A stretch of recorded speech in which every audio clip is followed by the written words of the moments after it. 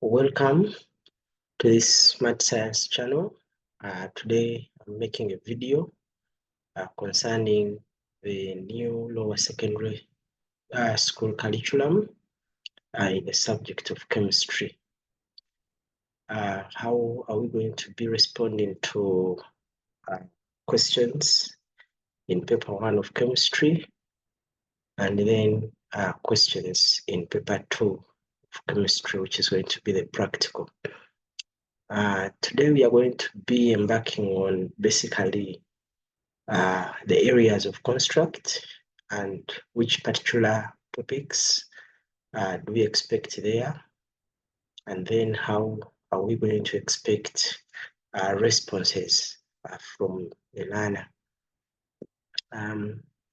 We are going to look at the structure of the paper. Definitely in the theory paper for chemistry, we are going to have 2 sections. Section A, which will have 2 compulsory test items, and then section B, which will be divided into 2 parts, part 1 and part 2. And in each part, we shall have 2 test items, where a student will be requested to answer 1 from each part.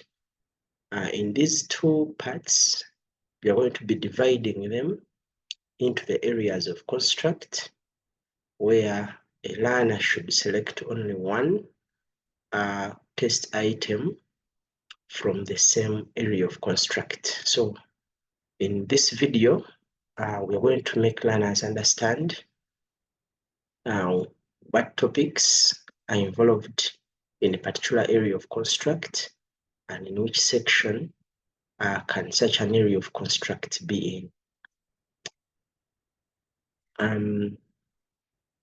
We are going to emphasize the end of cycle assessment. And before I begin in this video, I'd like to encourage you to subscribe to Smart Science, watch my content, and comment where necessary, so that we can improve on the areas of concern. In section B, we have different areas of construct, which are going to be in section B, and these ones responses are expected in form of an essay. A student will write 2 essays corresponding to those areas of construct.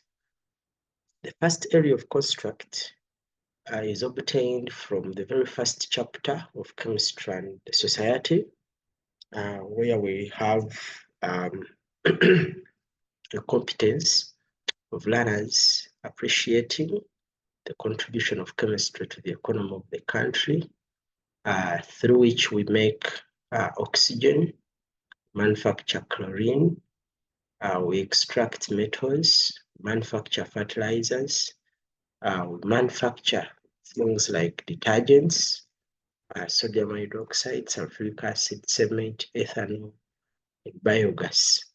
And when you look at all those from A to E, we can equally call them industrial processes. Questions in here will be 2. We can obtain a question, let's say a scenario concerning extraction of metals, and maybe another scenario concerning the manufacture of fertilizers. And how do we expect learners to respond to such questions?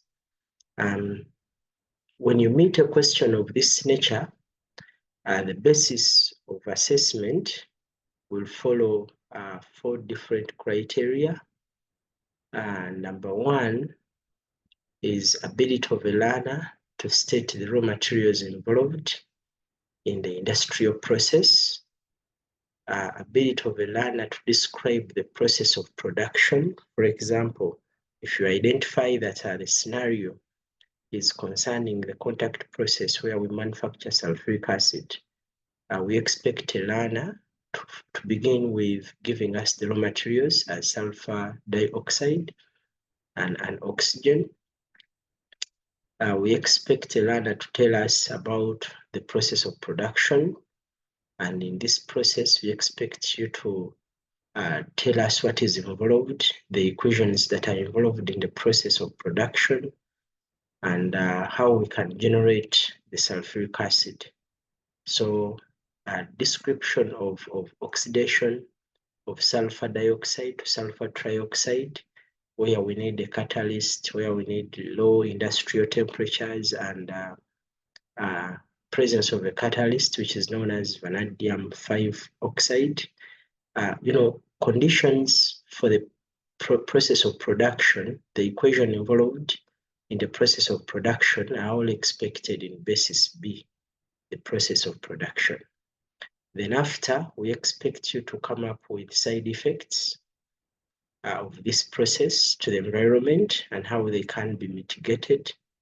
For example, industries that are involved in the manufacture of sulfuric acid release toxic fumes that can cause pollution. In order to mitigate that, we can use filters, gas filters, to filter out the dangerous gases, or we can use alternative sources of energy or fuel that are environmental friendly, like electricity, so on and so forth. We expect you to talk about the social benefits. For example, what can the community around such an industry benefit from?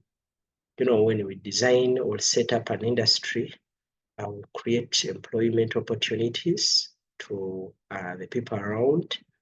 Number two, the product manufactured may also serve several uses. For example, if it is sulfuric acid, it can be used as an electrolyte in car batteries, among others. So it can be used as a raw material in the manufacture of fertilizers. So you tell us about the social benefits and how such an industry will benefit the society or the community around. That's why the basis displayed there should be a guideline that our responses should be directed to. When you look at the other area of construct, is obtained from ability to appreciate the existence of natural resources in the environment and their importance in everyday life. In these resources, we have things like air, water, rocks and minerals, fossil fuels, carbon-based fuels, among others. There will always be a question concerning this area and how these natural resources can be classified. So in case they talk about any natural resource, take it to be water, air, rocks and minerals, or it is a fossil fuel, you follow the following basis of assessment. Your responses should begin by identifying the category of the natural resource. You give a reason, and equally, you state or you give an example. For example, when I look at water, it is a renewable natural resource. That becomes the category. Do we have renewable resources or they are non-renewable resources? So when I look at water, it is a renewable natural resource, and it is composed of hydrogen and oxygen atoms. So basis B is the composition. If I look at air, air is a renewable natural resource, and it is a mixture of gases, which include carbon dioxide, nitrogen, oxygen, rare gases. I can equally go ahead and state their percentages. That will be basis B, the composition of the natural resource. Basis C is the impact of the natural resource on the environment, how it occurs, and how it can be mitigated. Normally here, we shall always be talking about pollution, how it occurs, how can you mitigate it. For example, if it is air, can be polluted by releasing toxic gases like carbon dioxide into the atmosphere, which can cause acidic rain, greenhouse effect, and global warming. So how can we mitigate that? We can mitigate it by carrying out afforestation, where trees absorb the excess carbon dioxide from the atmosphere, reducing its concentration. You know, your answers should always be directed to the basis of assessment. Lastly, in this area is the importance of the natural resource. For example, if the natural resource has been a rock, of which importance is it? And let us avoid, giving basically geographical uses or importances. Since the subject is chemistry, we would be more interested in chemical uses of the different natural resources. If the natural resource is a rock, it can be a source of metals, or they act as ores from which metals can be extracted. That becomes, a chemical use, or a use that is related to the subject, which I'm trying to discuss here with you. In section A, we expect two compulsory numbers. These ones will come from two different areas of construct. And when I take you back a little bit, in each area of construct discussed, expect two numbers where you answer only one for section B. So in the same paper, a learner cannot attempt a number concerning water and at the same time attempt a number concerning air, because they are all categorized in the same area of construct, where a learner should choose or select one question. When we go to section A, accessible chapters include elements, compounds, mixtures, periodic table, trends in the periodic table, structure and bonding, mole concept, materials other than plastics, then plastics and polymers. We equally have reactivity series. Now, on this one, definitely there will have to be one compulsory number. For those who have seen the UNEB samples, our UNEB samples had a number borrowed from the following area of construct, which was materials other than plastics. So we cannot bring two numbers from the same area of construct. And the difference between section A and section B is that in section B, the task is going to be a wholesome task. But in section A, we are going to break our tasks depending on the basis of assessment. So if I have this as my basis of assessment, that in my first answer or response, I expect a student to talk about the category of the element, of the compound, of the substance or material with the reason. For example, if it is a material, I would love to see the first response being directed to natural material because it naturally exists, and you give us an example, Ig rubber, or it is an artificial synthetic material because it is artificially made, for example, polythene. If it is a compound, I would expect you to talk about three categories of compounds. And those include ionic compound, covalent compound, or metallic compound. If it is a substance, I would expect you to talk about things like whether it is a compound, an element, or a mixture, because all those are substances. No, we define mixtures as substances which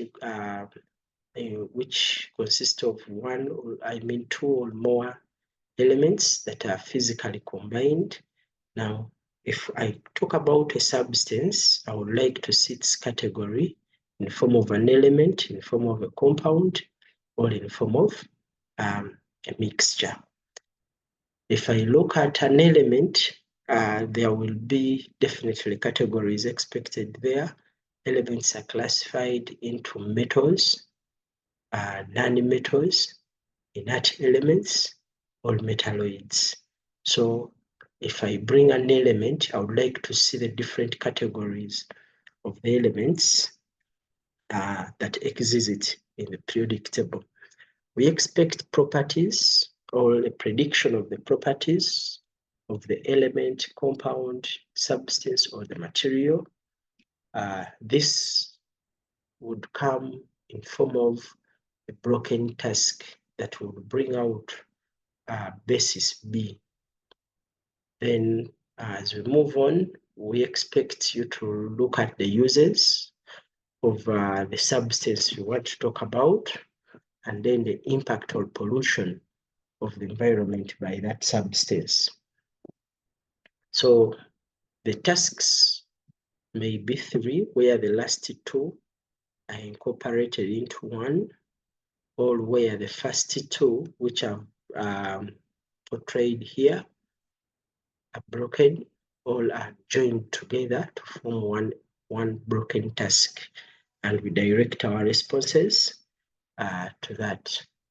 The other area of construct, which is the last in the theory, is about the application of chemistry in daily life, and this one targets particular items we use in our daily life. They can be flavors, preservatives, glazing agents, gelling agents, antioxidants. They can be beverages, thickeners, biological enzymes. They can be about drugs. It can be about nuclear processes like nuclear fission and fusion. Then nuclear decay half-life. It can be about detergents. Just like for those who looked at the UNEB sample, the second number of section A was about detergents. And we look at how detergents work. We look at the following basis.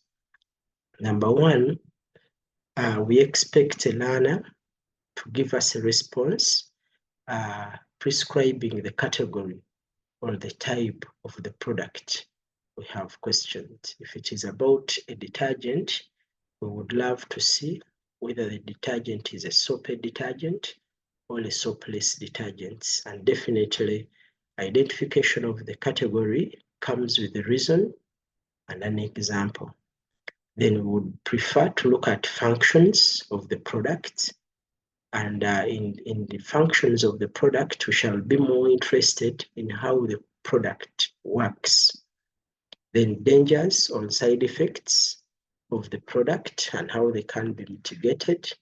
Then evaluation, which of the products given in the scenario would you prefer? Which one works better?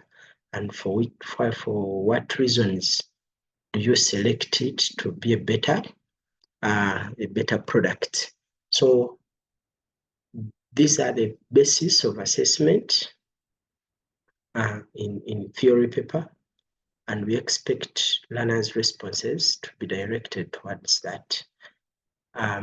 As we move on, planning to close, we have practical accessible areas, and these ones include chemical reactions. In the other previous curriculum, the old curriculum, we used to call these ones rates of reaction.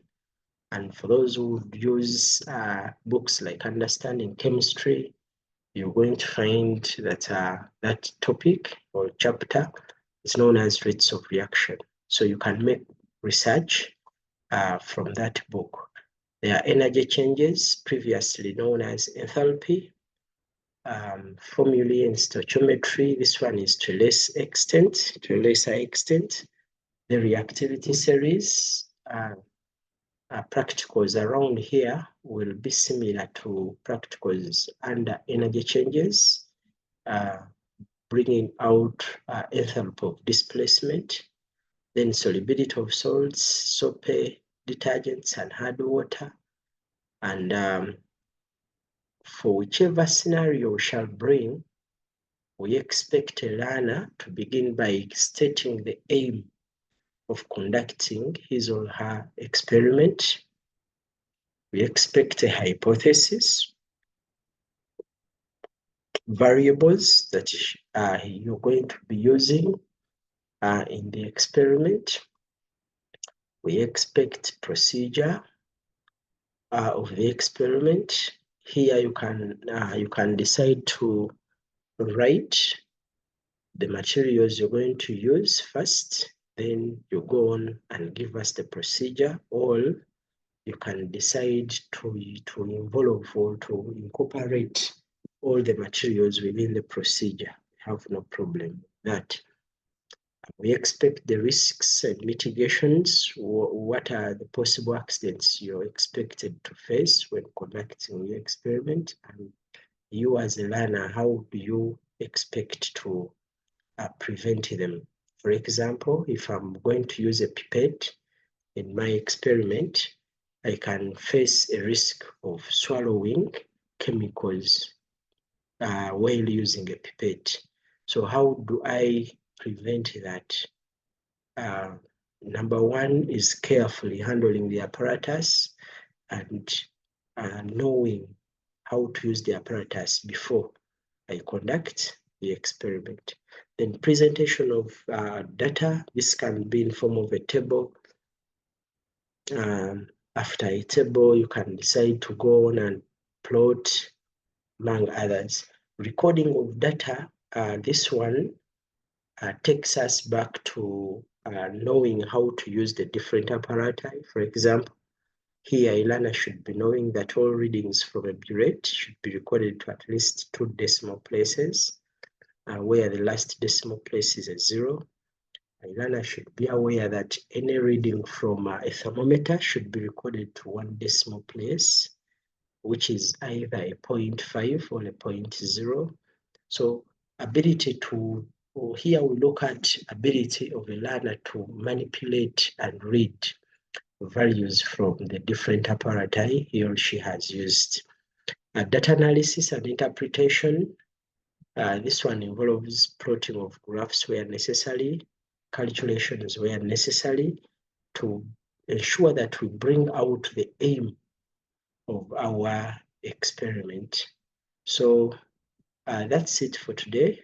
I thank you for following this channel, a channel which was created to ensure that a student out there, a chemistry student out there, can be assisted in one way or the other.